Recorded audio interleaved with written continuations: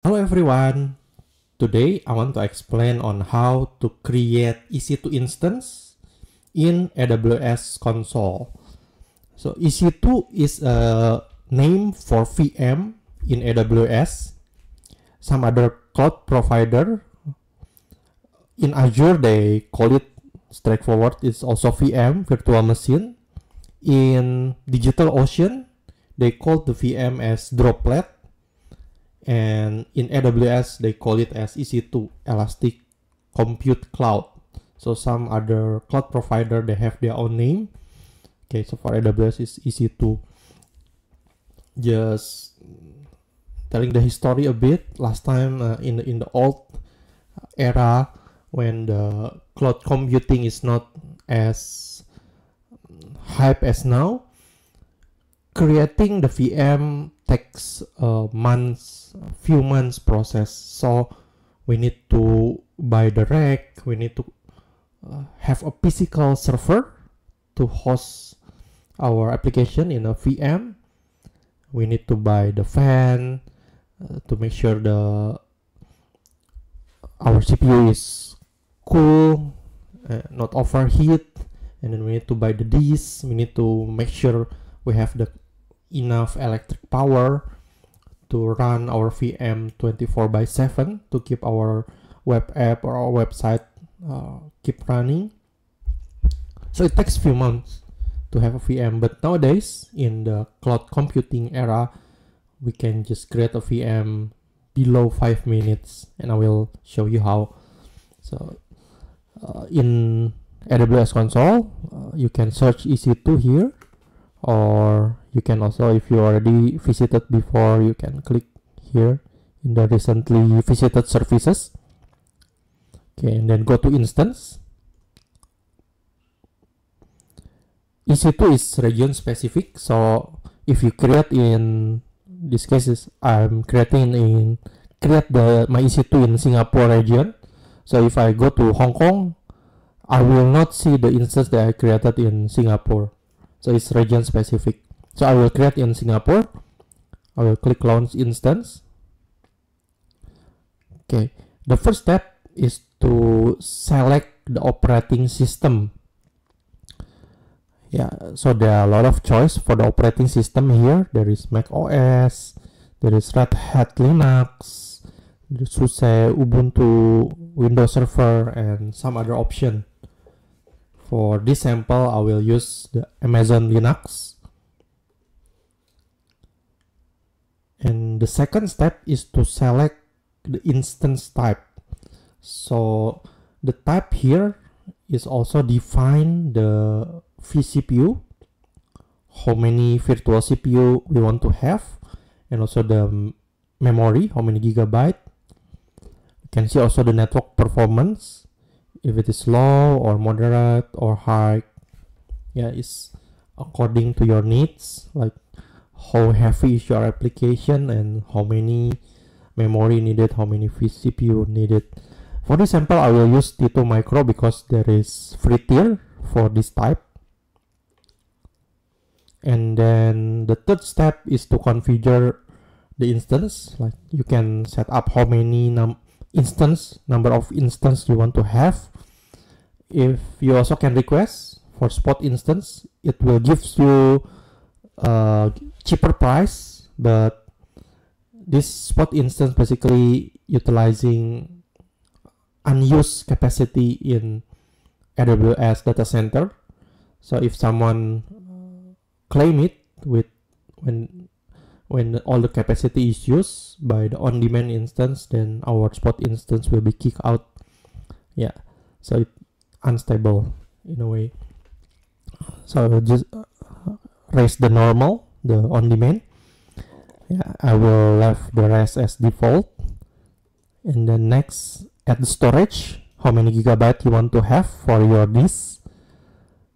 So by default it will create the root volume for you, but you can also add another disk if you want. Yeah, EBS disk.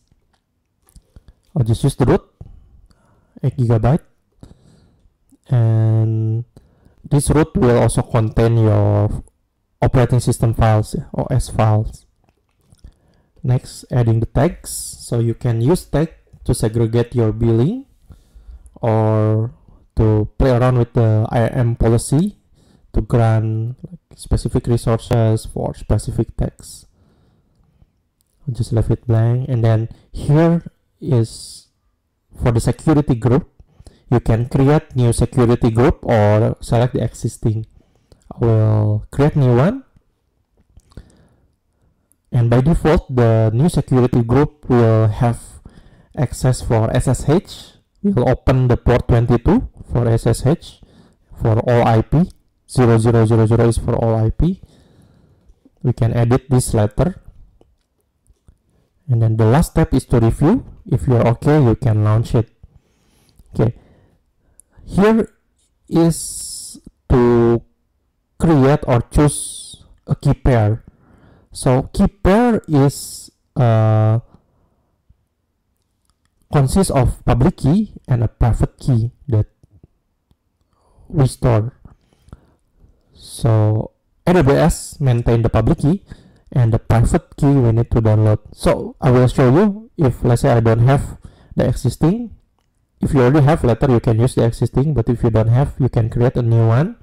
Let's say in this VM I plan to install WordPress. So I will name my key pair as WordPress key pair and then download the key pair. Remember that after we download, we can't download it again. So if we need to keep this key pair to access our VM. If we lose it, then we cannot retrieve it back. Okay, and please note that the key pair from AWS is the extension is .pem. For PuTTY, we need PPK, and we can convert this PEM into PPK using PuTTYGen tool. Okay, now I will launch first. Okay, this is my instance. If we refresh here, still pending. Take a little bit time. So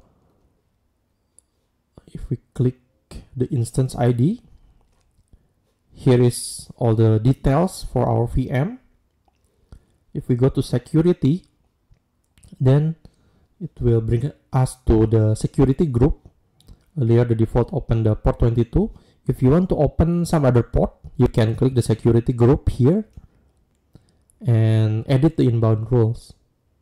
Let's say if we want to install web server in our VM and we want to enable HTTP, we want to access that web server using HTTP, we need to open the port first. HTTP is using port 80. So when we select HTTP here, it will open up port 80, and we can put here if we want to allow this basically allow all the IP to access the HTTP. If you want to allow only certain IP, you can also define here.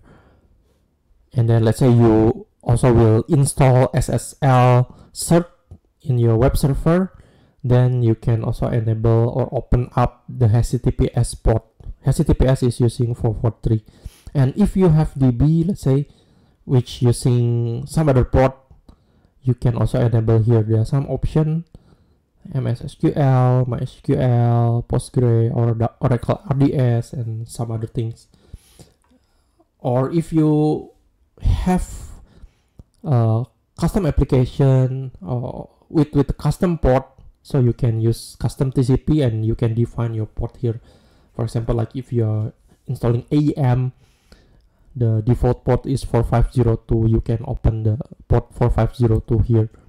Okay, just want to enable my HTTP and HTTPS, and then open for all the IP. After you edit, you can save. Then let's go back to our EC2. Okay, by the way, this is the one, the T2 micro that we created. I have created earlier last time, T2 small. So to identify or to give a name, you can edit the name here so that you can distinguish between your instance. To avoid confusion, you can edit also later on if you want to rename it. So this is the one that we created, still initializing the status check. Okay, now it's already check pass. Then after the status check completed, then we can access our VM. Okay, so earlier I mentioned that the key pair from AWS is .pem file. If we want to access our VM using PuTTY, PuTTY require PPK. To convert that, we need a tool called PuTTygen. So you can download from puttygen.com depending on your OS here. I already installed one. This is my PuTTygen, PuTTY key generator. So you can load your PEM file here. Okay, this is the PEM file that I downloaded earlier, that I just created. So it downloaded to this folder, and I will load this. Okay, and then select all files. So this is the one that we just created. This is .pem file,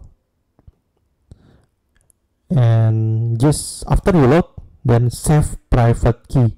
Select this one. By default it select the radio button RSA, so you don't have to change anything. Just load and then save private key,